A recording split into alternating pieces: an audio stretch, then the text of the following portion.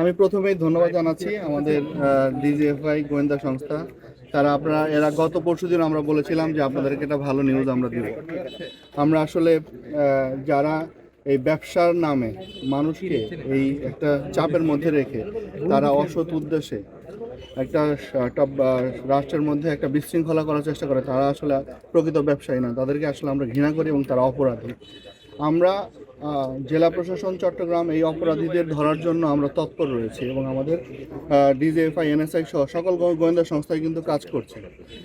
সেই লক্ষ্যে আপনারা জানেন গত শুক্রবার দিনও আমরা 6,000 লিটার আমরা এইভাবে ডিজেল আমরা উদ্ধার করেছিলাম। এর প্রেক্ষিতেই আমরা যেহেতু আমরা এরকম আমাদের ইনফরমেশন ছিল, সেই লক্ষ্যে আমরা কাজ করছিলাম। তো আজকে আমরা এর আগেও আমাদের অপারেশনগুলো আমরা কাজ করছিলাম যে কীভাবে আমরা এই অপারেশনগুলো করব।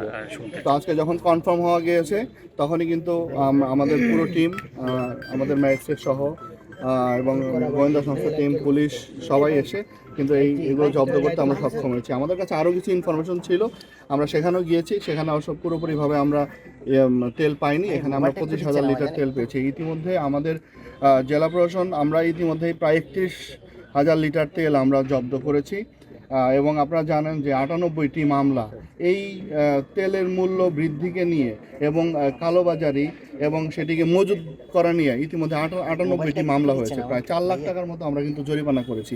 আমাদের পুরো টিম, আমরা আমাদের গোয়েন্দা সংস্থা, পুলিশ, ম্যাজিস্ট্রেট সব কিন্তু আমরা কাজ করে যাচ্ছি, কারণ আমরা আমাদের আসলে তেলের কোনো ঘাটতি নেই।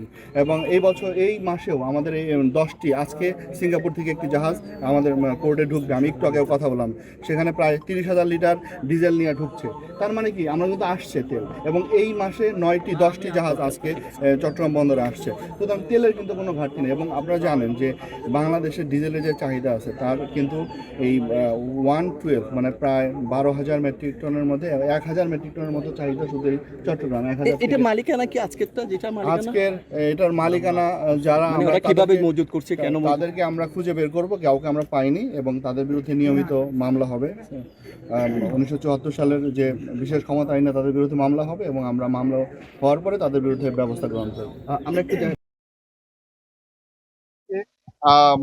তারা এই ইসের মধ্যে টেনশনের মধ্যে রেখে এবং তারা তাদের ব্যবসা, অসৎ ব্যবসা তারা হাসিল করতে চায়, তাদেরকে আমরা সতর্ক করে দিতে চাই। আমরা দৃঢ় প্রত্যয় নিয়েই আমরা সবাই মিলে কাজ করছি। আমরা কেউ যেন কোনোভাবে এই তেল মজুত করতে না পারে এবং বেশি দামে বিক্রি করতে না পারে। আর আমি আরেকটি কথা বলবো যে আমাদের যারা মোটর বাইকাররা আছেন ভাই, আপনাদেরকে বলবো আতঙ্কিত হওয়ার কিছু নেই। আমাদের যথেষ্ট পরিমাণে অকটেন এবং পেট্রোল, ডিজেল সবকিছুর মজুদ আছে। আপনারা কেন আতঙ্কিত হয়ে বেশি তেল নিবেন? তেল তো আমাদের কাছে আছে, সুতরাং এটি নিয়ে আতঙ্কিত হওয়ার কিছু নেই। সারা বিশ্বে শুরু হয়েছে, যেখান থেকে তেলের, আপনারা জানেন যে এবার এই যুদ্ধের কারণে বিশেষ করে অকটেনের আসলে আমাদের কিন্তু ক্রাইসিস নাই, কিন্তু মানুষের মধ্যে একটা আতঙ্ক থেকে তারা অধিক পরিমাণে তেল মজুদের একটা টেন্ডেন্সি তাদের মধ্যে হয়েছে।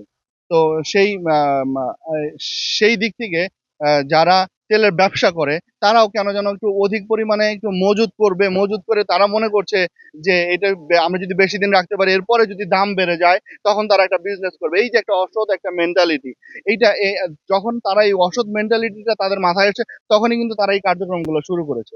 এবং আমরা যখন এটা বুঝতে পেরেছি আমরা কিন্তু তাদের বিরুদ্ধে কার্যক্রম গ্রহণ করছি এবং তাদের বিরুদ্ধে আমাদের মামলা হচ্ছে। আমি তো বললাম ইতিমধ্যে আমাদের প্রায় 98টির মতো মামলা হয়েছে।